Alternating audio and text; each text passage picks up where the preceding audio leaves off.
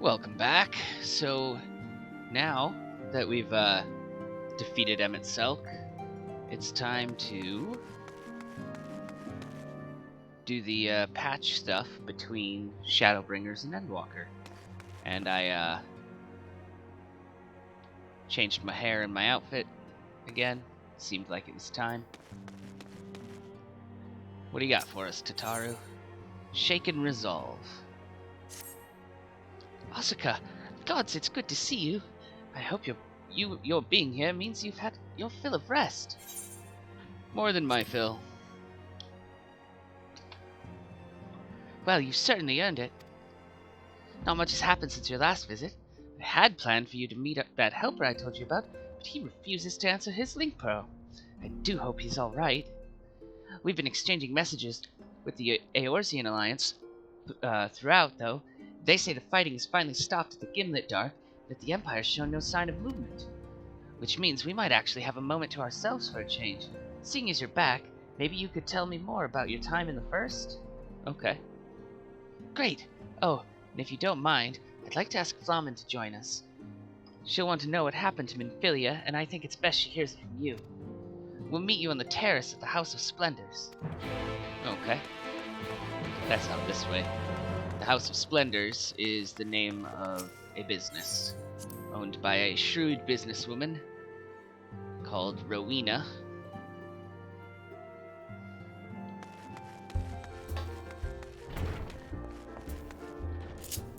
The only two people probably better, or at least equal, to Rowena at making money are Lalorito and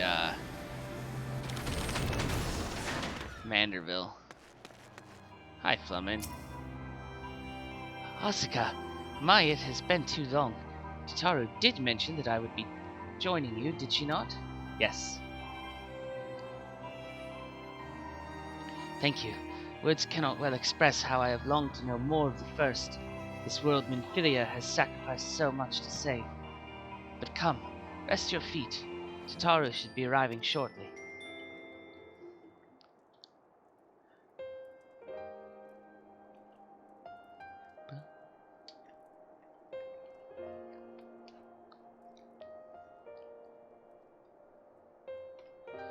And so Minfilia chose to pass on her gifts to the next oracle.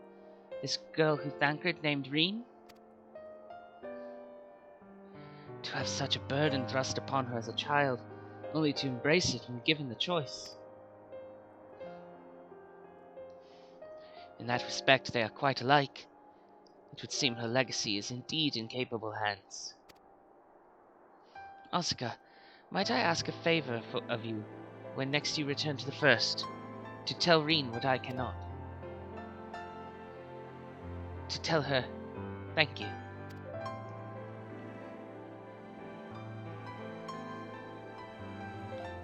And I would offer thanks to you as well, for staying with her to the end.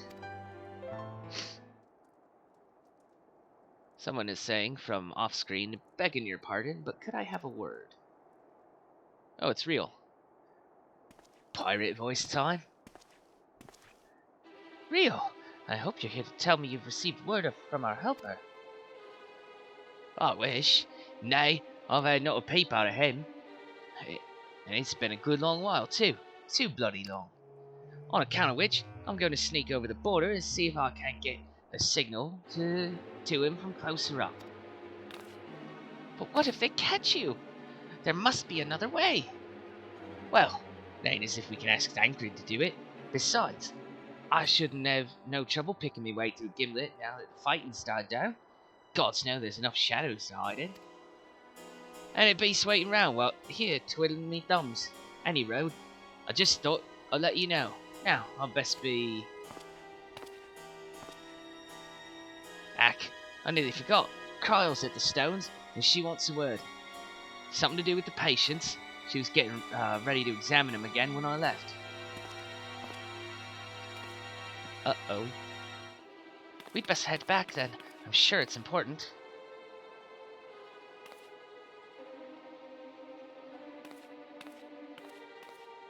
Alright. Let us return to the rising stones. Whee! Splonk.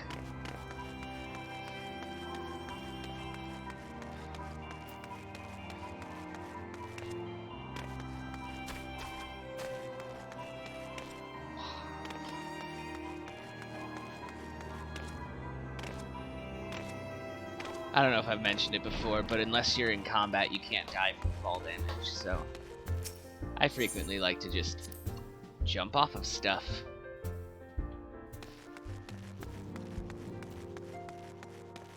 How'd you beat me back here? It seems she's still examining them. Oh, I do hope it's nothing bad.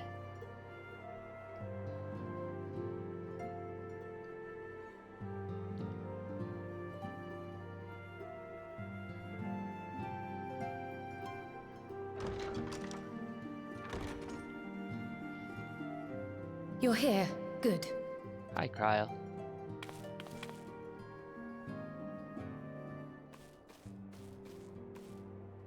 So, how are they?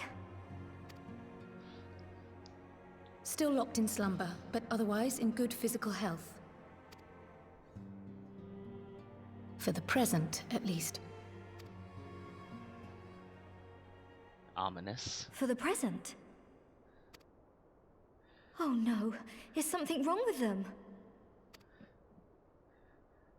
I'm afraid there may be.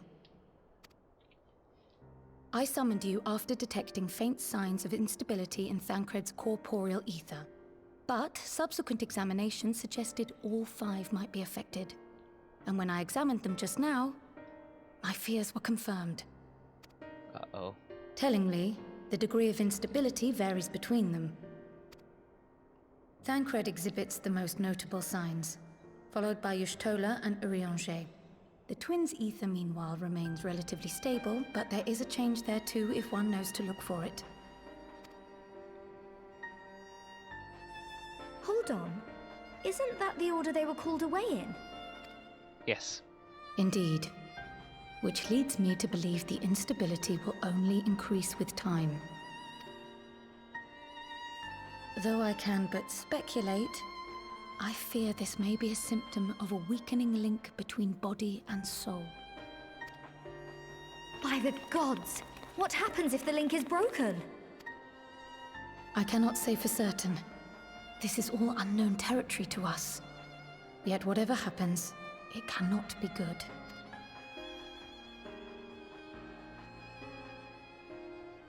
Mercifully, the instability is still only slight. And you may rest assured Master Matoya and I will do everything in our power to keep it from worsening.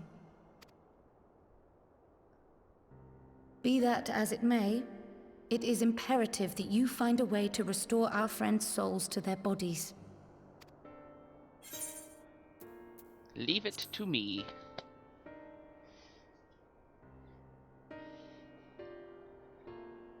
Thank you. But where's she even supposed to start? We had the greatest minds in the realm hunting high and low for an answer, and they ran out of places to look.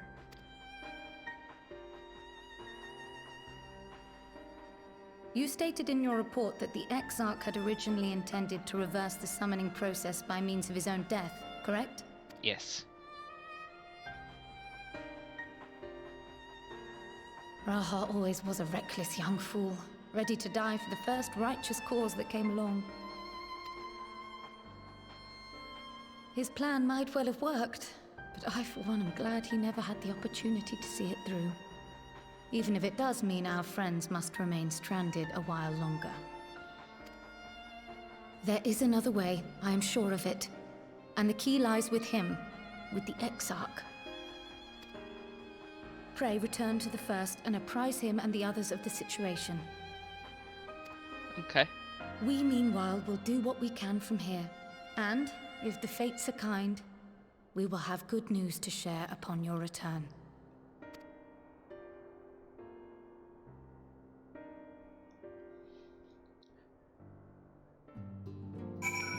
Alright. We must go talk to Grahatia.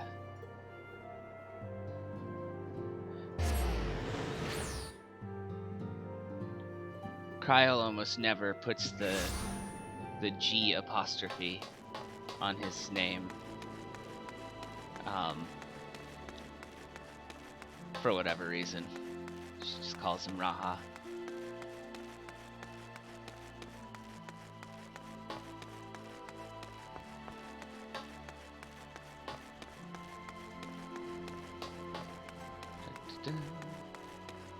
We could have teleported over here. Don't know why I didn't. Alright, hello sir. Guess I have business inside the tower. Hey Graha. Ah, Asuka, you are returned. I hope your time in the source was suitably restful. But of course it wasn't. Go on. Their corporeal ether shows signs of instability. By the gods, the possibility had never even occurred to me. If you've returned in the hope that my research has yielded a solution, I fear you will be sorely disappointed. 'Tis but a mercy we have the likes of Mistress Kryle and Master Matoya to keep our friends' bodies safe while we wrestle with the problem. If they cannot forestall the separation of body and soul indefinitely, come, the others must be told.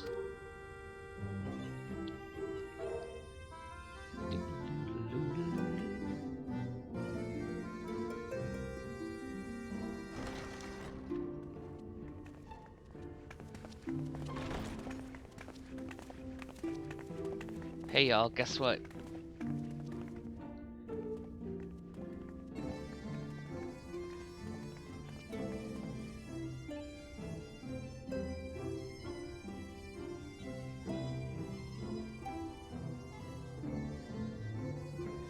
Where are Reen and her dads?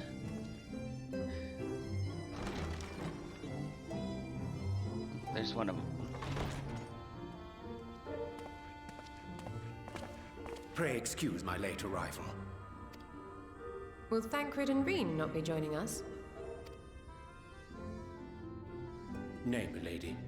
With apologies to all, they beg leave to pursue their investigation of the empty to its conclusion. Should matters here demand their presence, however, they did assure me that they would make themselves available. Yes, of course. Then let us proceed.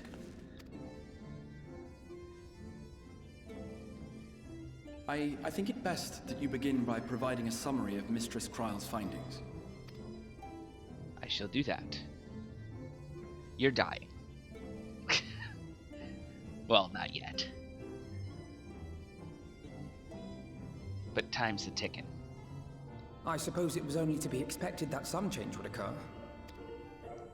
Yet our souls seem unaffected, to my eye at least. How long they will remain so is another question. Kryle is right. It is imperative we find a way to return to the source. Perhaps an explanation of the method by which I brought you here will yield some inspiration. Ere I begin, it must be noted that I am by no means a gifted mage. In order to employ powerful magics, I must rely upon the Crystal Tower and its boundless reservoirs of energy. The magic that summoned you was no exception. 'Tis a singular spell, adapted through painstaking effort from the technique that transported me to the First. To use an analogy, it works by cutting a hole in the fabric of reality. A hole tailored to the object of summoning, through which it and it alone may pass unscathed. Though I succeeded in creating said hole, I failed to latch onto my intended target. Instead of you, the spell found those close to you, and ended up summoning them in their incomplete state.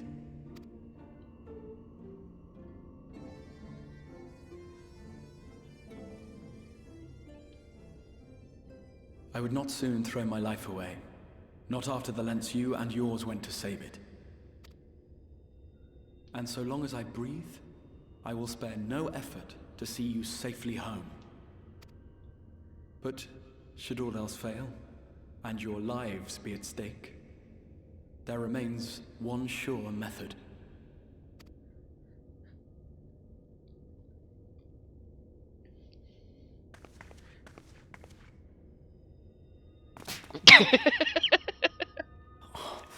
What was that for? How can you even entertain such thoughts? You owe your life to the Warrior of Light, and you don't get to die unless she says so.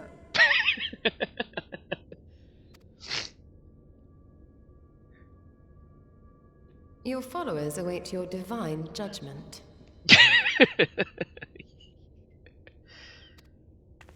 What did you just...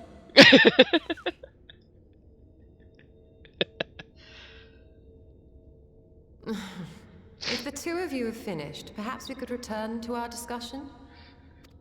Rather than dwelling upon the multiple failed attempts at transference, I think it would behoove us to focus on the solitary success.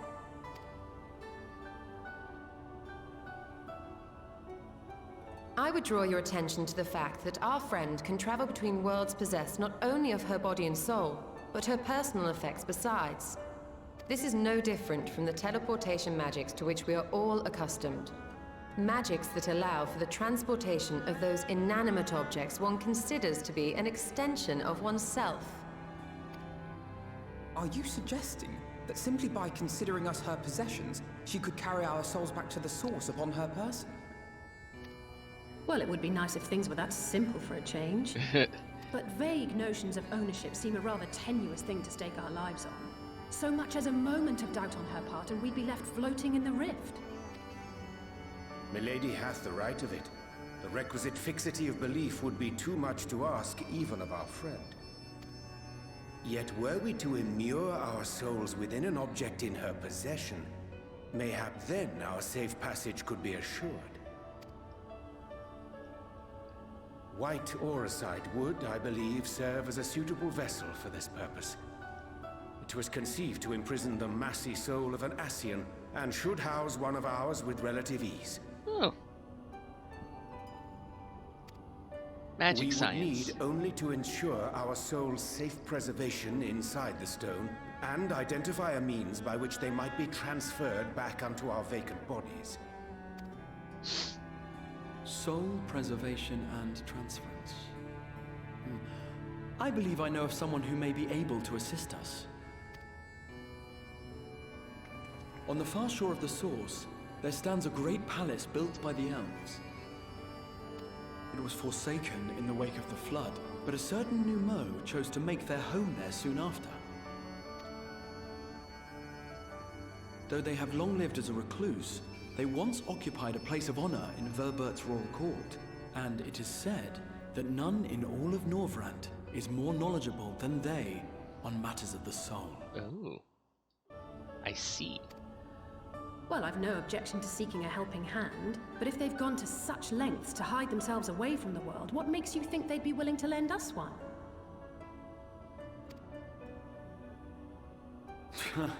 A worthy question. Years ago, I myself tried and failed to solicit their cooperation in the battle against the Sin Eaters. No sooner had I begun to make my plea than they unleashed a swarm of their familiars upon me. Unlike me, however, you have curried favor with the Fae folk. By that merit alone, I am hopeful that they would grant you an audience. They may still be inclined to turn you away, of course, but if their knowledge might feasibly facilitate your return home, we have to try. Yes.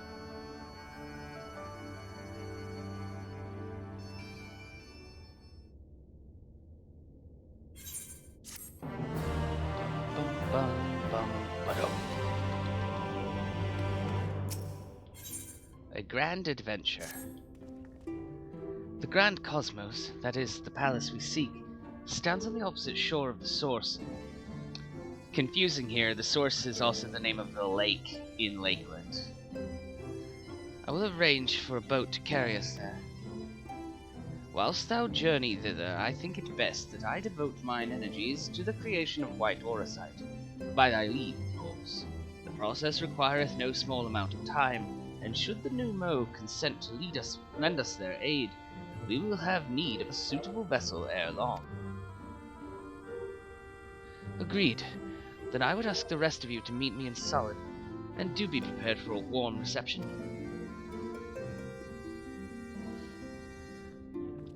Bum, bum, bum, bum.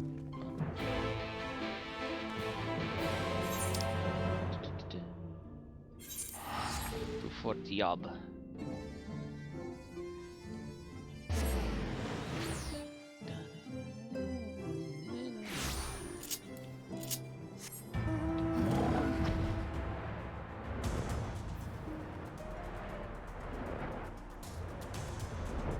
Whee!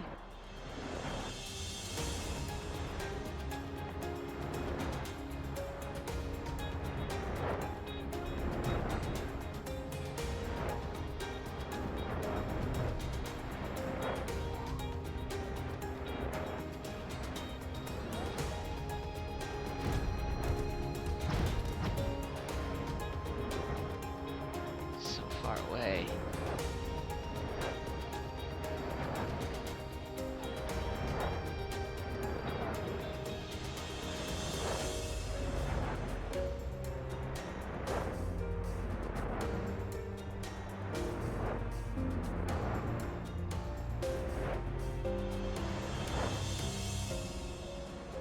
Almost there.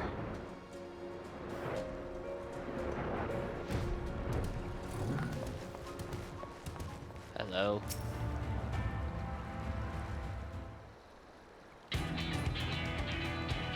As I told you before, I had scarcely set foot on the palace grounds when I was set upon by our host's familiars, and I expect our reception today to be no different, which is why I propose we march through the gate, weapons drawn. I'm sorry, but were we not here to petition for assistance? You can't honestly think barging in looking for a fight is going to persuade them. Actually, I believe the Exarch may have the right of it. They have no doubt poured a great deal of time and energy into their creations.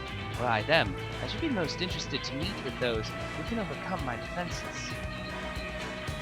As with any true seeker of knowledge, there is little we can say or do to convince them to help us if we know nothing of their character, nor less why they chose to hide themselves from the world.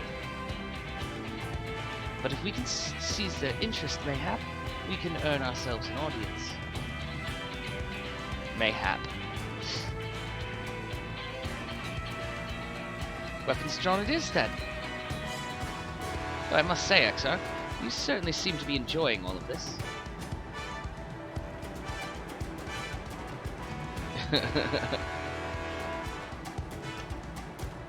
Do I?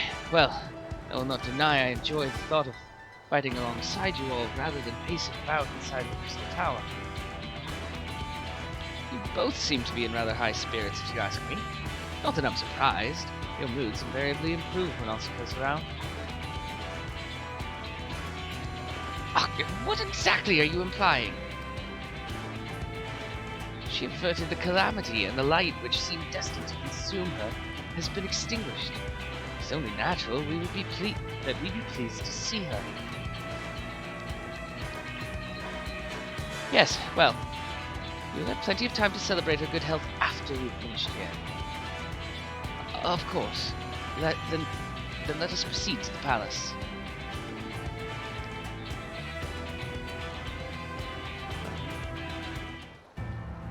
Alright. Form a party for the Grand Cosmos. We'll take the twins and Graha.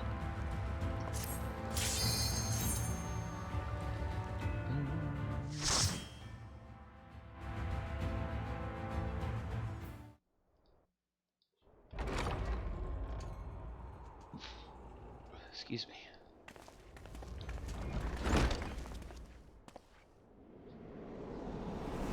Who's that? That looks like a weird bug man.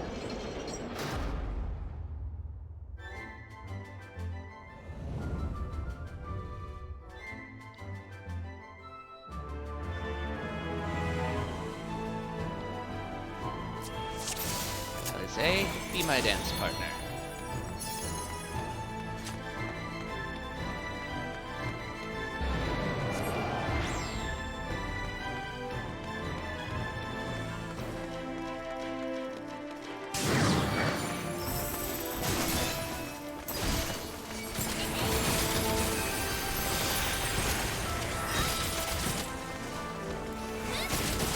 Being attacked by animated suits of armor.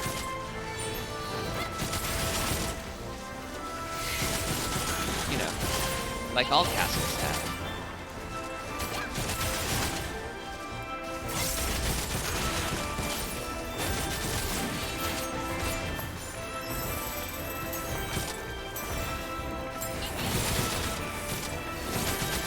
While this is a story dungeon, it is meant for people who have beaten Shadowbringers and maybe upgraded their gear a little bit past that. It's also meant to be a fun one.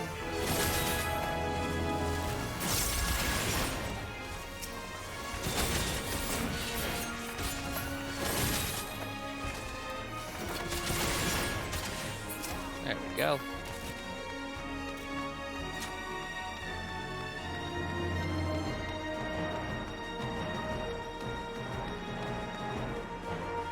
I bet those suits of armor are gonna, yep.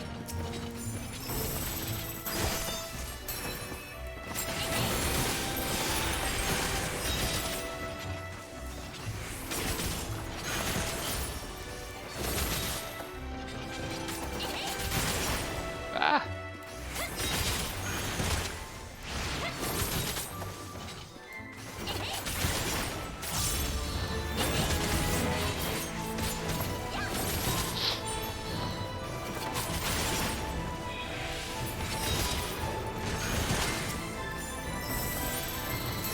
Just a couple more little suits of armor.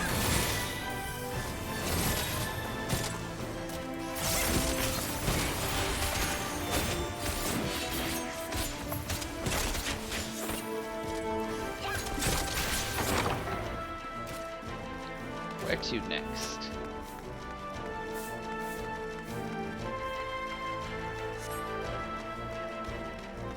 Just some brooms sweeping about. Oh no! The weapons of enemy.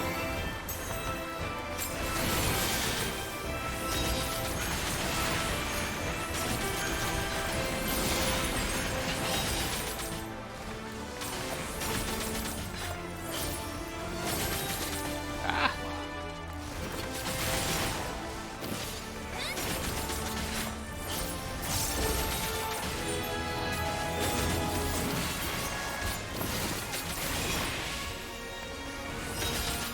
Leave the healing to me. I will leave the healing to you, Alphadel. No one else here is a healer.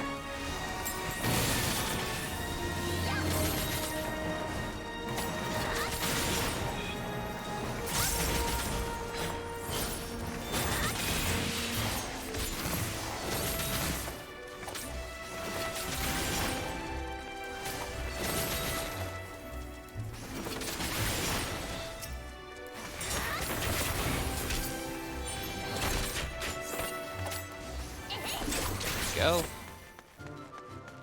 Anything over there? No. Oh, I see where we are.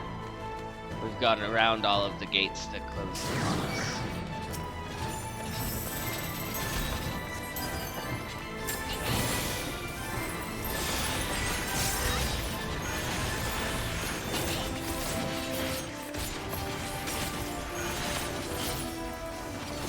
Oh no. Stand in that, Asuka.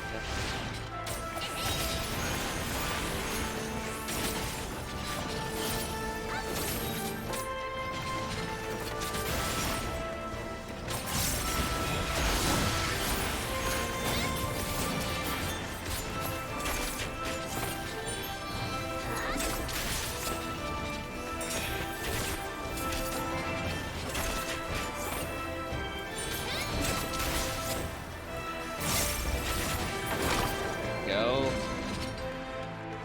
Oh, now. First boss. Is this Seeker of Solitude.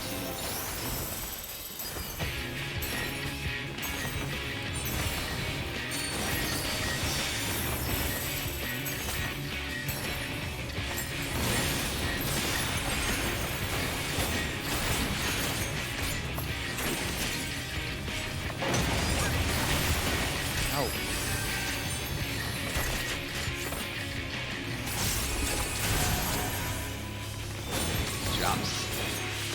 bits of goop on the floor that hurt us. Stand in them. And these brooms come to clean up the goop. So we've got to try to avoid them by not standing near the goop they're cleaning up.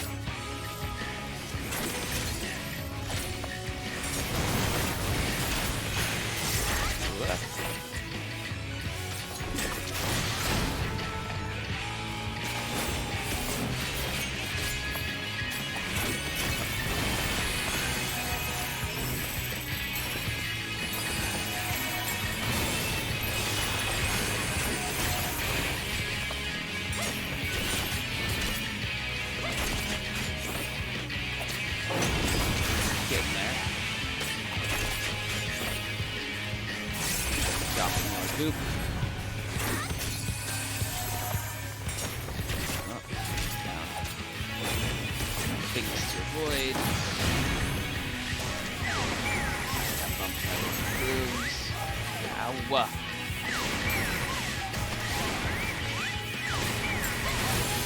Thank you, Alpino.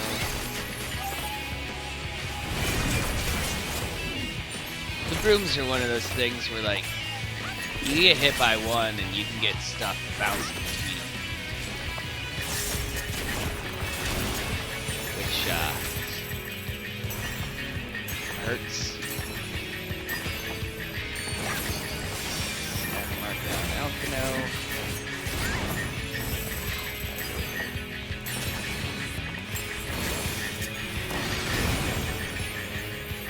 Come on, Alpino, kill me.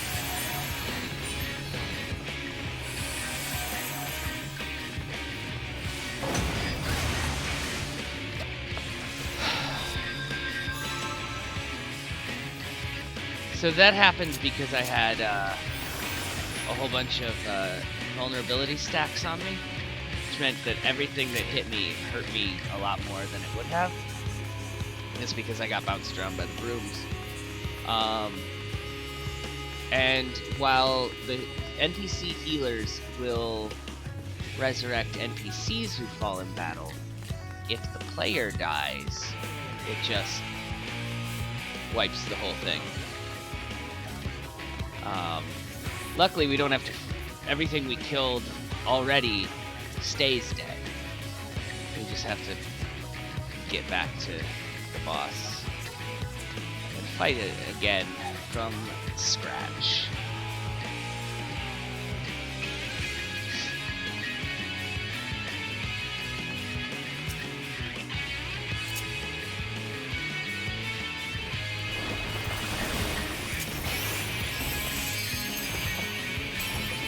You know, Let's give them a show. Sucks. Ali says opening and the limit break. Okay. That works.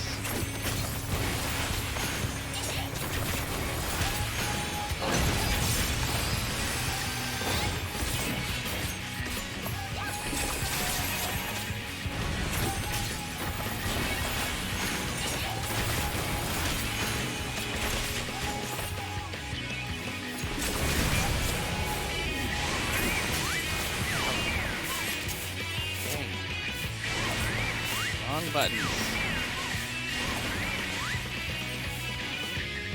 I'm with you.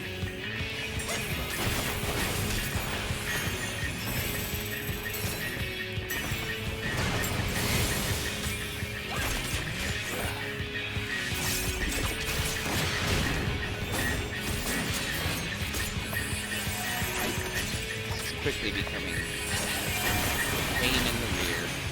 Leave the healing to me. Heal me.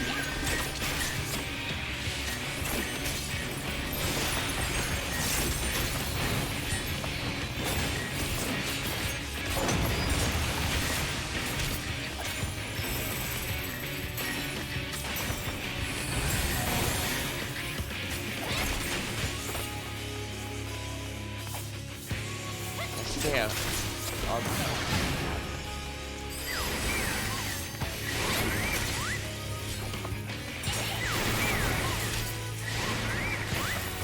Just want to not be in the way. Rooms. Every time the broom hits you, it adds a vulnerability stat.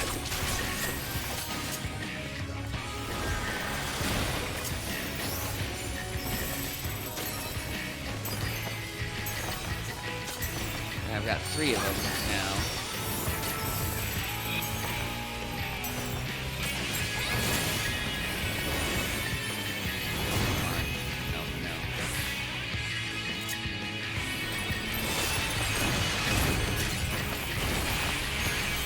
Please heal me.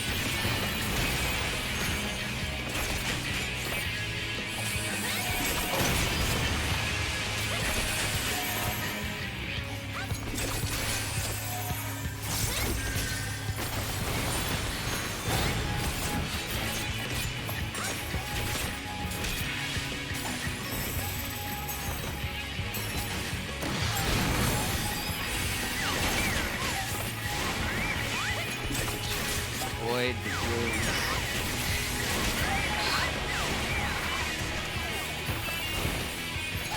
God damn it. It's those brooms. Let's try this again.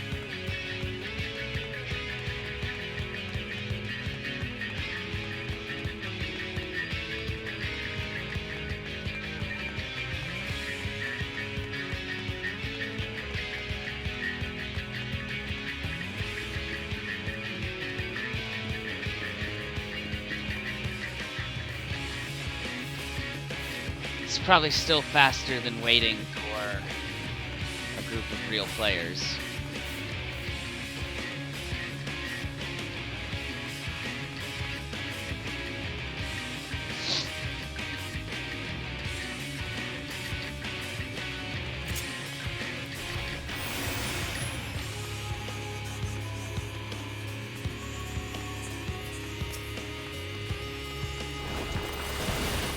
Come on.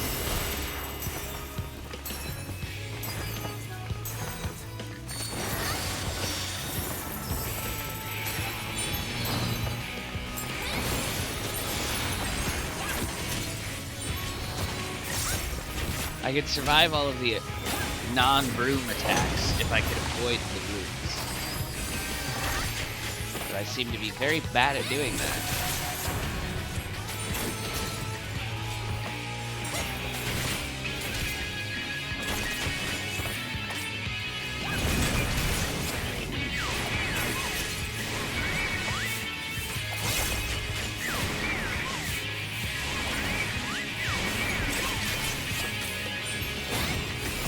I think I figured it out now.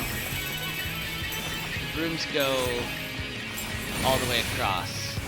They don't double back. So it's just a matter of avoiding that.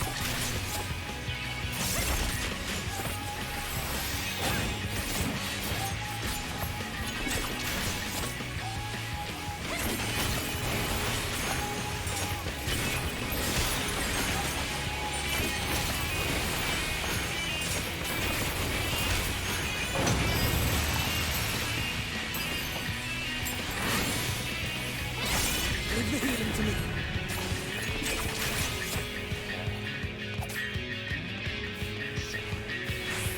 This side has 3 brooms.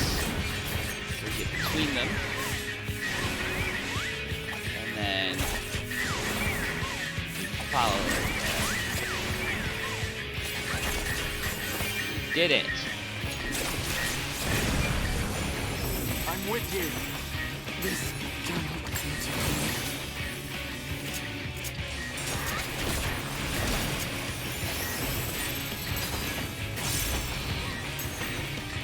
You'd think, I've done this dungeon a whole bunch in the past.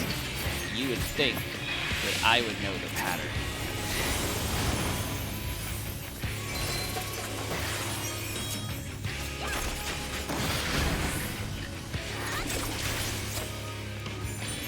But, alas.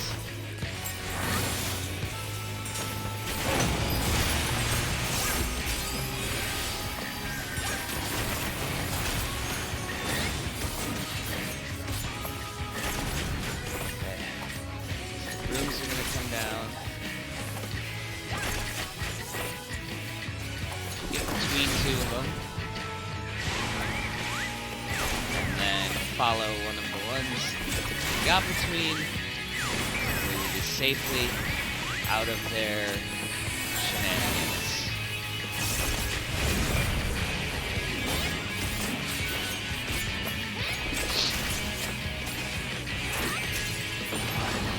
There. Jeez. Alright. Now we're outside. I wanna, like, vacation here.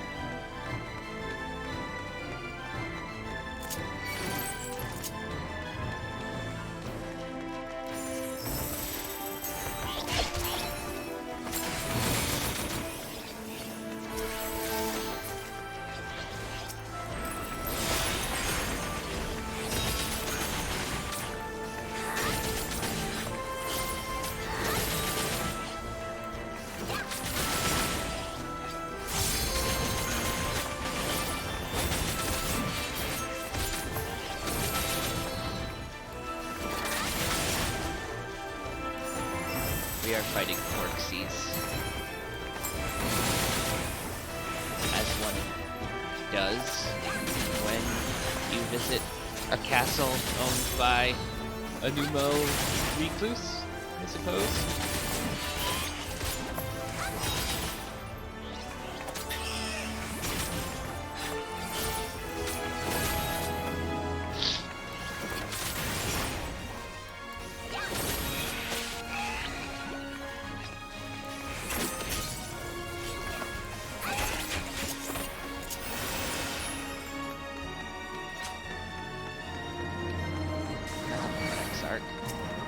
You got all up in my camera.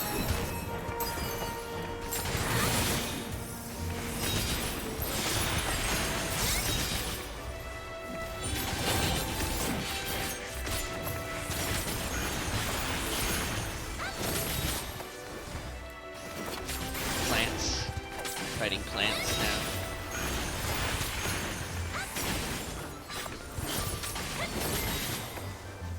Wah.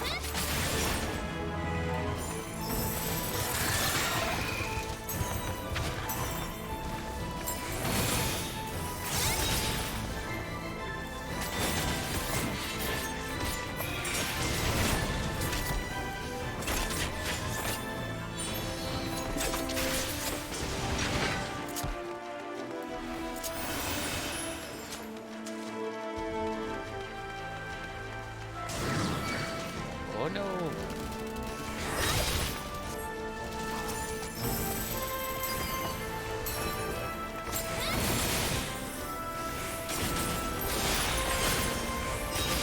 Now that we've passed the first boss, if I mess up again and die, there'll be a teleporter that will take us to the arena of whatever the last boss was.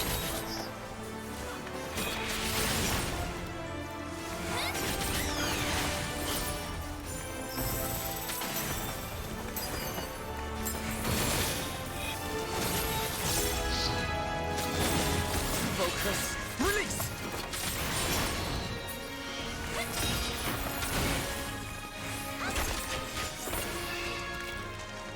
Right? Next. Treasure.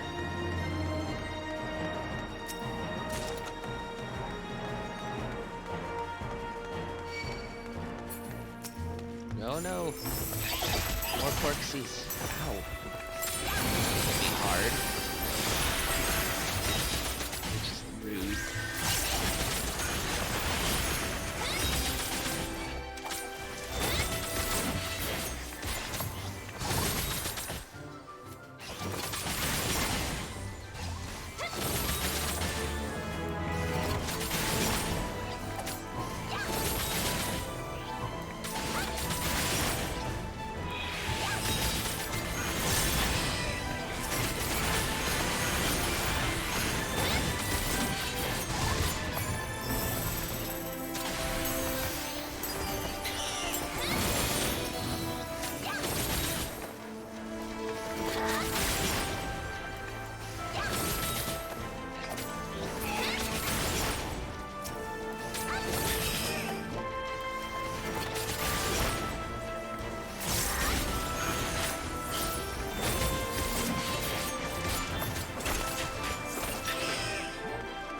Alright.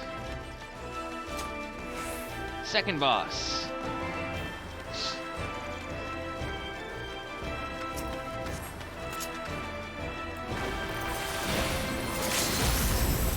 Alizé opening with the curtain break again.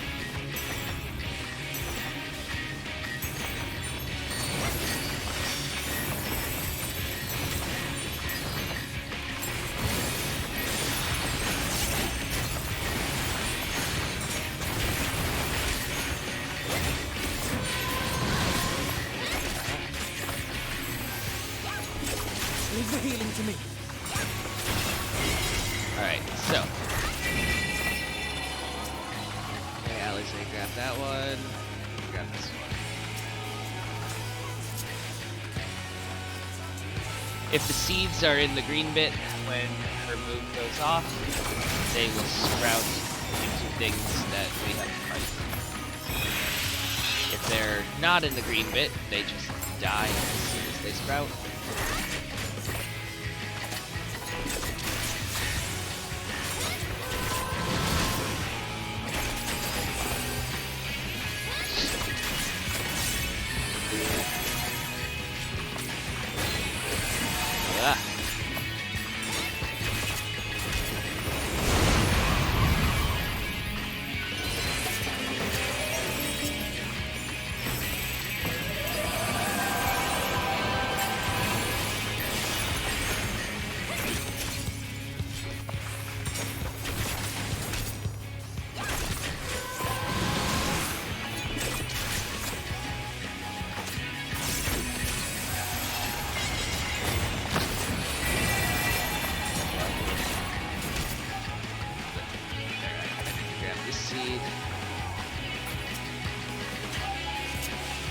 Move it into the grass because the wind will blow and push them all one space over.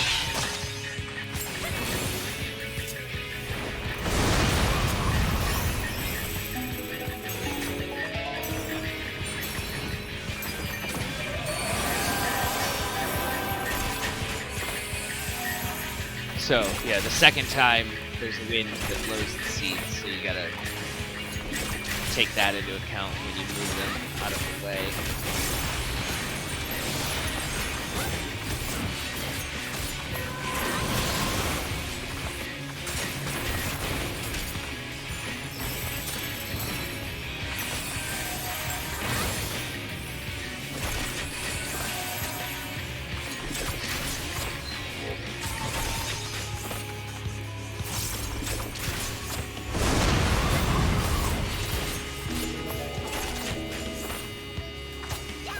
With you.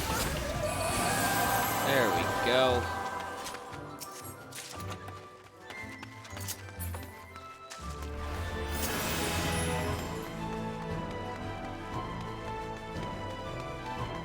Now we come inside. We'll fight the statue down here instead of dragging it to other enemies.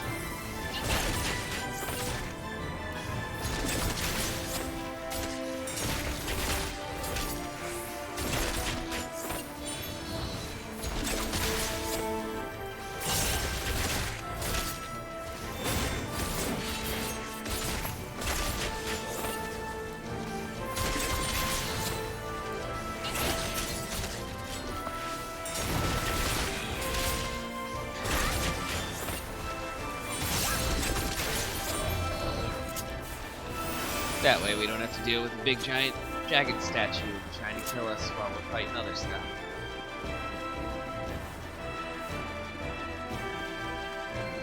Treasure? This way. There's a treasure. On the other side of the Corksies.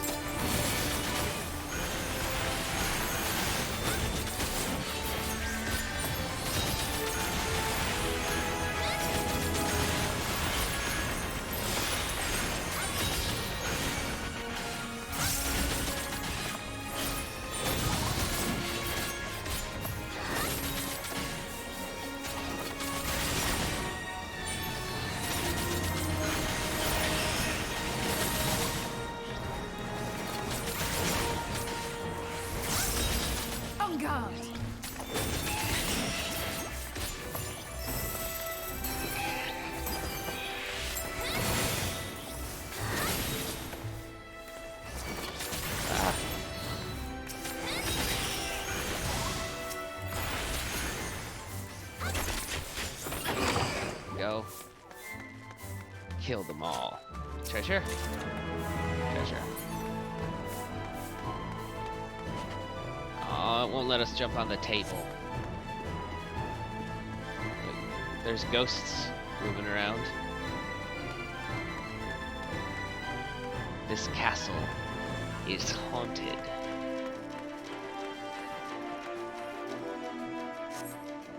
Gee, I hope these paintings of knights don't animate. Oh. That's what I get for trying to be funny.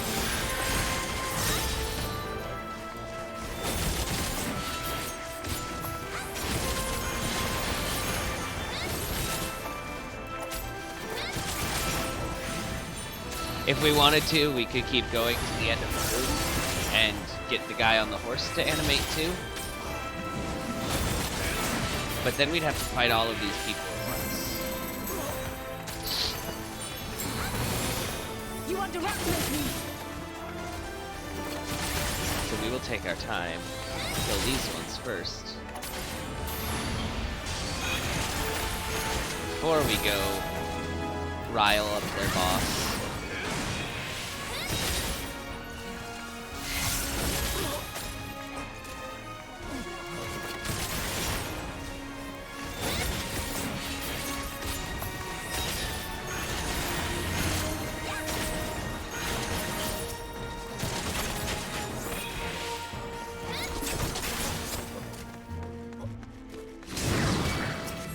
Because he brings a couple of pails anyway.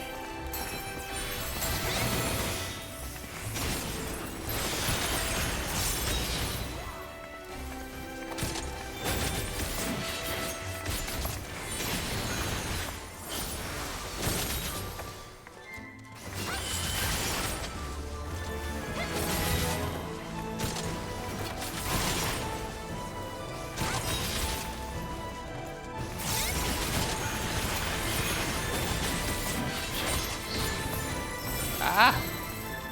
That is a big circle of doom.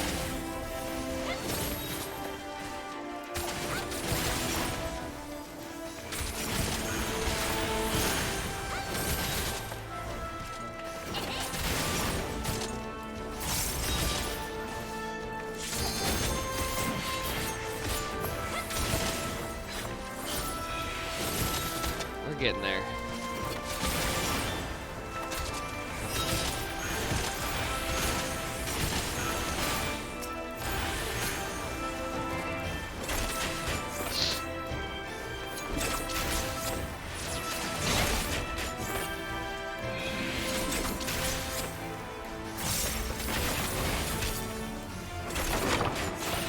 Alrighty.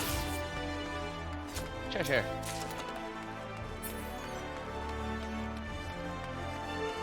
Here's the ballroom full of ghosts, all dancing. And there's like tables up there, I guess. I don't know. I don't pretend to know the intricacies of the elven court.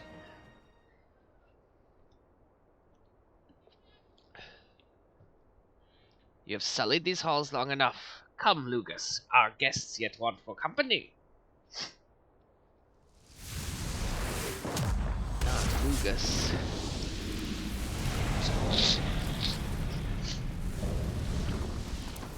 Insatiable flame, Lugus.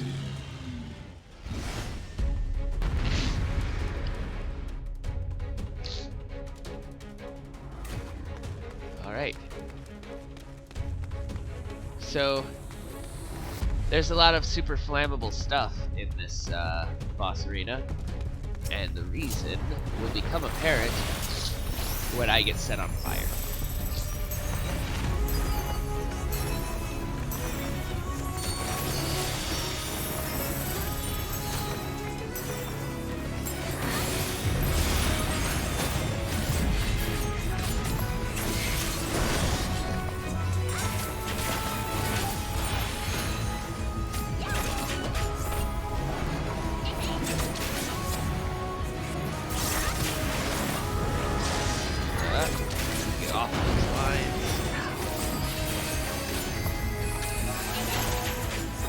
off fast enough.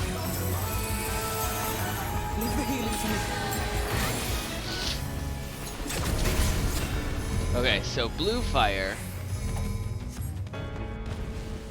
is fire that gets attached to us. We have to run to one of the flammable items.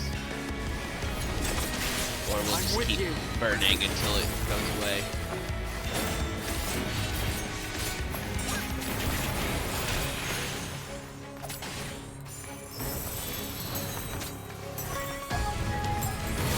Gotta run. Okay, I've got 4 swords. That means I'm gonna get hit 4th by whatever it is that's about to happen.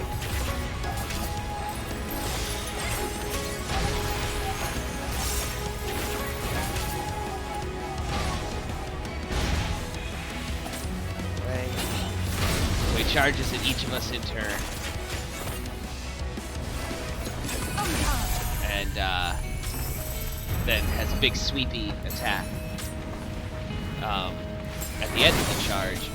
So the idea is to take the charge into a wall or a corner so that his big sweepy attack doesn't fill up the whole arena. Okay. Red flame is not one you want to take to a flammable spot because it will ruin one that you need for getting rid of the blue flame.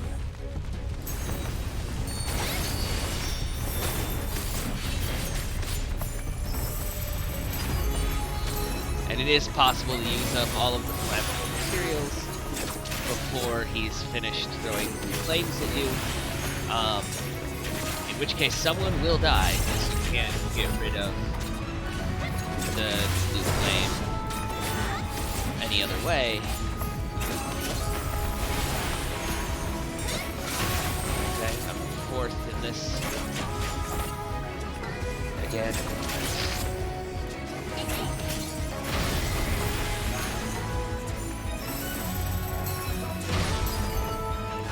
That said, he only does the blue flame attack once.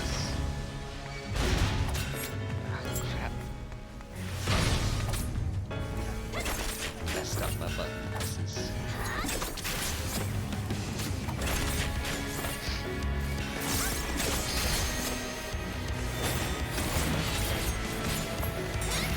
Red flame. Knock it off the flame here.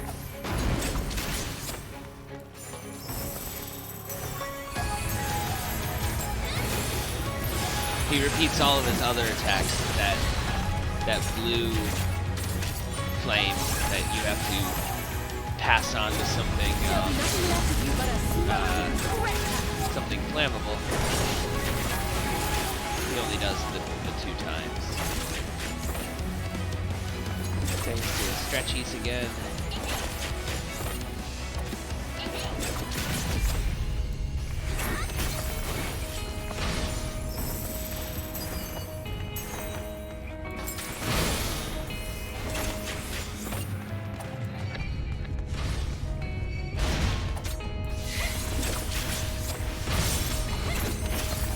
There we go.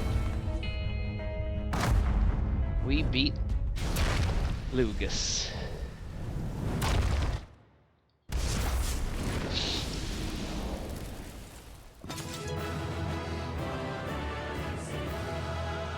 Yay!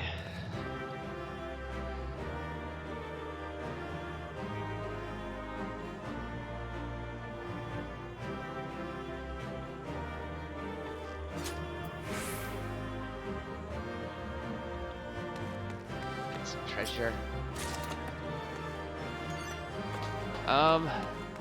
But before we go through the exit, that's where we'll call this video, because it's been about the right amount of time. And just in case he has a lot to say and don't want it to go too long. So, until next time.